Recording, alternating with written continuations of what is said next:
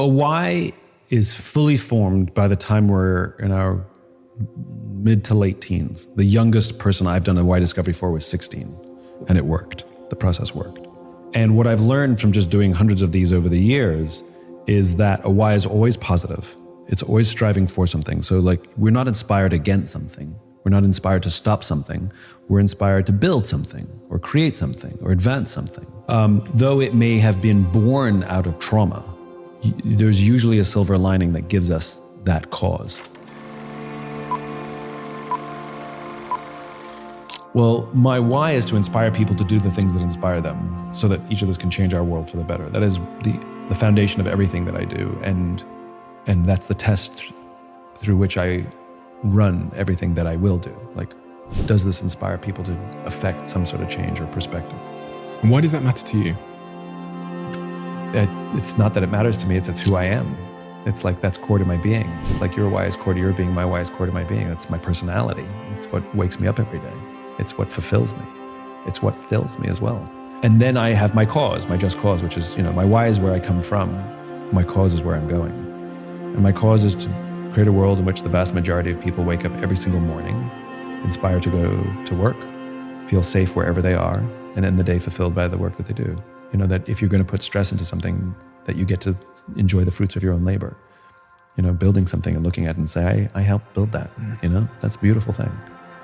And so any work that I do is always to advance that cause. So there's a bunch of things that I'm doing, some of which will work and some of which will fail. We are who we are. Like I said, we're fully formed by the experiences we have when we're young, at a pretty young age. And now the opportunity life presents us is to make decisions that either keeps us in balance with who we really are or not.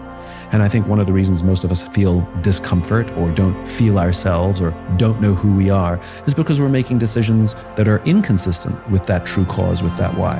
So you raise the case of individual athletes who become champions and then suffer depression. It's a fairly common story. You hear this from Olympians. Michael Phelps becomes the most medaled, Olympian of all time, immediately suffers depression.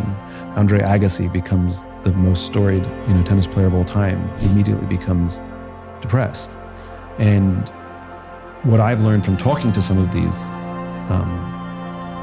particularly athletes, but I think it happens in the business world as well, which is from a very young age, they set themselves a goal that, in my words, would be a very selfish goal.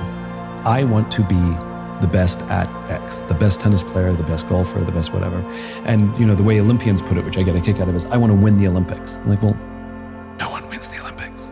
Like, you can be a winner in your sport, but it's an aside. But and their entire lives from pretty young ages, every decision they're making is to help them advance this finite goal. And all of their relationships are, can you help me achieve my goal, right? And if you can no longer help me achieve my goal, I don't need you anymore as a coach or even a friend. And there's huge sacrifices, missing of birthdays, missing of Christmases, missing of major life events, because I have to practice so I can achieve my goal. And when they get interviewed on the news, or at the Olympics or whatever, why do you do it? And they all say, well, I'm doing it to inspire the little kids, which is complete bullshit. If you look at all of their vision boards from when they were younger, of pictures of podiums and medals and money and Lamborghinis, not a single little child on there of the people you're doing it for. It's just a lucky strike extra. I mean, absolutely, you do inspire children, but that's not the reason you did it. You just got that, like I said, it's it's a twofer. And then when they achieve or don't achieve this thing, and then can no longer compete for it,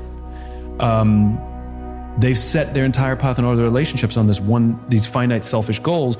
And so when it's complete, they realize they don't really have a lot of friends around them.